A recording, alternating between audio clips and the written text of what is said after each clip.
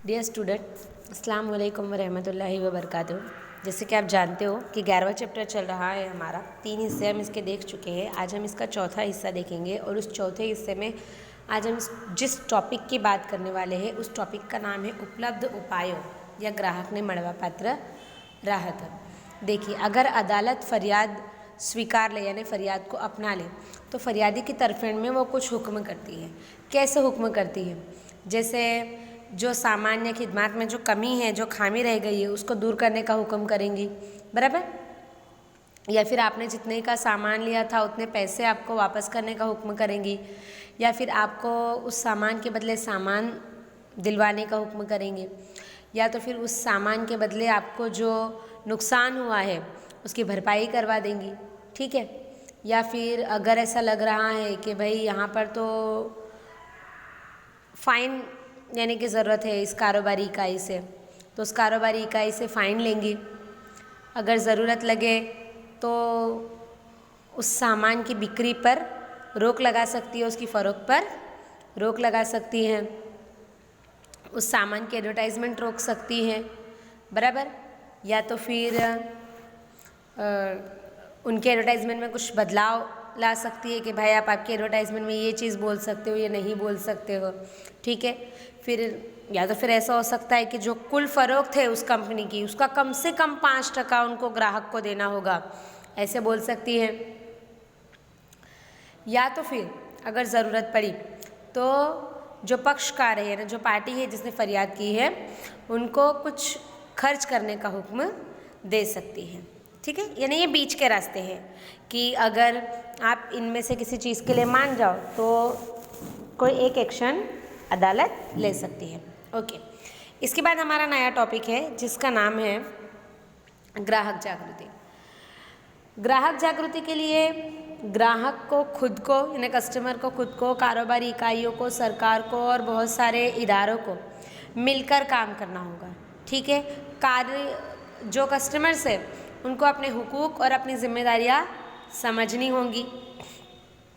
अपने हुकूक और जिम्मेदारियां समझाने के लिए अंतर्राष्ट्रीय कक्षाएं यानी कि इंटरनेशनल लेवल पर हर साल 15वीं मार्च को ग्राहक अधिकार दिन मनाया जाता है। याद रखना, 1 मार्क्स के लिए IMP क्वेश्चन है कि आंतरराष्ट्रीय कक्षाએ દર વર્ષે કયા દિવસને ગ્રાહક अधिकार दिवस तरीके ઉજવવામાં આવે છે? तो 15 मार्च को ग्राहक अधिकार दिन, ग्राहक के हुकूक का दिन के तौर पर सेलिब्रेट करते हैं पूरी दुनिया में, इंटरनेशनल लेवल पर, not a national level, okay. इसके बाद हमारा नया टॉपिक है लोक अदालत। देखो, बहुत सारी कारोबारी इकाइयाँ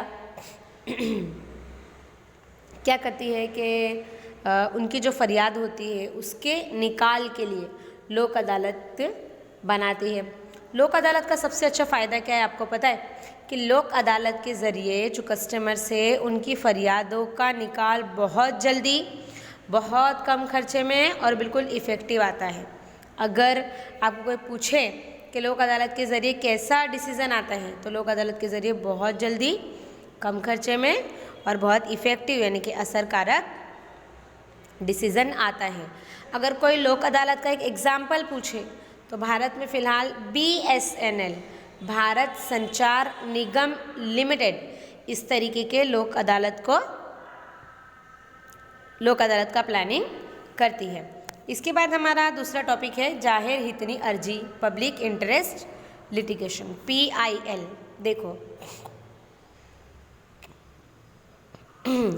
हर एक अफराद इतना कैपेबल नहीं है कि वो अपनी फरियाद जाकर खुद करे, या फिर हो सकता है कि किसी पास वक्त ना हो, या उसके पास वक्त तो हो लेकिन उसको ठीक से नॉलेज ना हो, ठीक है। तो अगर इंसान को ऐसा नॉलेज वगैरह नहीं है या उसके पास ज़्यादा वक्त नहीं है तो वो क्या कर सकता है? वो एक सिंपल से जनरल कागज़ के ऊपर अपनी अर्जी को सीधी सीधी लिखकर हाई कोर्ट या सुप्रीम कोर्ट को दे सकता है। कोर्ट उस अर्जी को पढ़ेंगी और उनको जैसा लगेगा उस किस्म से दोनों पार्टीज़ को हाज़िर करेंगी और उनकी अर्जी के ऊपर सुनवाई करेंगी।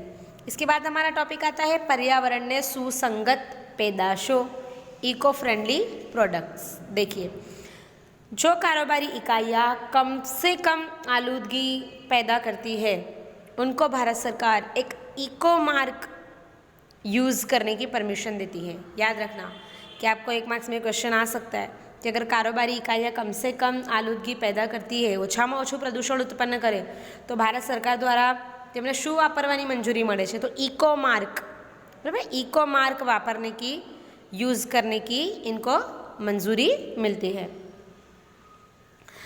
ग्राहक इको मार्क की चीज़ों का इस्तेमाल करेगा जिससे पर्यावरण का जतन होगा, यानी जो माहौल है उसकी हिफाजत होगी, या फिर वो माहौल की हिफाजत करने में अपना ताउन कर सकेंगे। अच्छा, इसके बाद है ग्राहक संगठनों और बिन सरकारी संस्थाओं की भूमिका। देखो, ग्राहकों के हुकूक के लिए, उनकी हिफाजत के लिए बहुत सारे ऐसे नॉन गवर्नमेंट ऑर्गेनाइजेशंस हैं जिनको हम एनजीओज़ कहते हैं, बराबर। ऐसे बहुत सारे इदारे, ऐसे बहुत सारे एनजीओज़ हैं जो कि इस टॉपिक के मुतालिक काम करते हैं। इनका मकसद किसी भी तरीके का नफ़ा कमाना नहीं होता है। इनका मकसद क्या होता है कि भाई जिसके साथ गलत हुआ है हम उसको न्याय दिला सके, उसको इंसाफ दिला सके। इनका जो बंधारण होता है ये बिल्कुल अलग होता है, इसमें सरकारी दखलगिरी किसी भी किस्म की नहीं होती। ये क्या क्या काम करते हैं आप देखो। इनका सबसे पहला काम होता है कि सेमिनार्स करना, ठीक है, उन सेमिनार्स में ट्रेनिंग वगैरह देना जिससे ग्राहक अपने हुकूक को लेकर बेदार हो, ग्राहक को ये पता चले कि हमारे हुकूक कौन से हैं।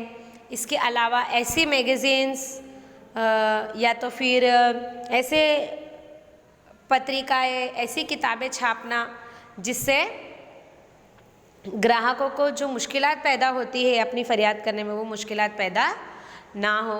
इसके अलावा बाज़ार में जो कंपनीज़ एक दूसरे के साथ कंपटीशन करती हैं, ठीक है, उनके क्वालिटी, उसकी जानकारी देने का काम भी ऐसे इदारे करते हैं। इसके अलावा स्कूल और कॉलेज लेवल पर ये लोग अलग अलग कार्यक्रम करते हैं, अलग अलग प्रोग्राम करते हैं जिसमें ये लोग स्टूडेंट्स को ग्राहक सुरक्षा की केळवणी, यानी कि ग्राहकों के कंज्यूमर प्रोटेक्शन के लिए तालीम देते हैं। इसके अलावा ये लोग शॉर्ट फिल्म्स बनाते हैं। शॉर्ट फिल्म्स क्यों बनाते हैं? ताकि ग्राहकों में, कस्टमर्स में बेदारी आए, बराबर। अगर कोई ऐसा इंसान है बेचारा कि जो बिल्कुल पढ़ा हुआ नहीं है या उसको बिल्कुल इस बारे में समझ नहीं आ रहा है, तो उसकी तरफ से ये लोग ग्राहक अदालत में जाकर फरियाद भी दाखिल कर देते हैं। इसके अलावा अगर खाने में किसी किस्म की कोई मिलावट मिली तो ये उसकी मुखालिफत करते हैं, उसके लिए लोगों को बेदार करते हैं। इसके अलावा जो इदारे ग्राहक जागृति के लिए काम करते हैं, बराबर, उनको टेका देने का काम भी ये लोग करते हैं। अब ऐसे इदारे कौन कौन से हैं और कहाँ कहाँ पर हैं? ऐसा इदारा सबसे पहला है consumer education and research centre, जो कि अहमदाबाद में है। इसके बाद है कंज्यूमर प्रोटेक्शन काउंसिल, जो कि अहमदाबाद में है। इसके बाद तीसरा है voluntary organisation in interest of consumer education, जो कि दिल्ली में है। इसके बाद है consumer guidelines society of India, जो मुंबई में है। इसके बाद consumer unity and trust society, जो जयपुर में है, बराबर। तो ये कुछ इदारे हैं जो हमारे लिए काम करते हैं। इसके अलावा एक आपने नाम सुना होगा CGST, ठीक है। ये CGST क्या है? ये CGST यानी कि consumer guidance society of India, ये लोग क्या करते हैं? Consumer coordination council CCC and ये दिल्ली में है। इनका काम क्या है कि जो सारे इदारे हैं जो इस टॉपिक के मुतालिक काम करते हैं उनको जोड़कर रखने का काम ये करती है। कौन करती है? कंज्यूमर कोऑर्डिनेशन काउंसिल CCC, बराबर। भारत सरकार का जो उपभोक्ता मंत्रालय है, जागो ग्राहक जागो, उसमें ये लोग एड देने का काम करते हैं, विज्ञापन एडवर्टाइजमेंट देने का काम करते हैं, national consumer helpline toll free number देने का काम करते हैं, वेबसाइट के ज़रिए ये लोग ग्राहकों में बेदारी लाने का काम करते हैं। भारत में जो कि अब तो ग्राहक जागृति के लिए बहुत अच्छे काम हो रहे हैं, लोगों में जैसे जैसे पढ़ाई को लेकर इजाफा हो रहा है, उसी तरह लोग इस टॉपिक को लेकर भी बेदार हो रहे हैं। स्कूल और कॉलेजेस में भी ग्राहक के जो हुकूक और जिम्मेदारियां हैं उसका शुमार सिलेबस में किया गया है, बराबर। ग्राहक जागृति यानी कि कस्टमर्स की बेदारी के शोबे में बहुत ज़्यादा तेज़ी से काम हो रहा है।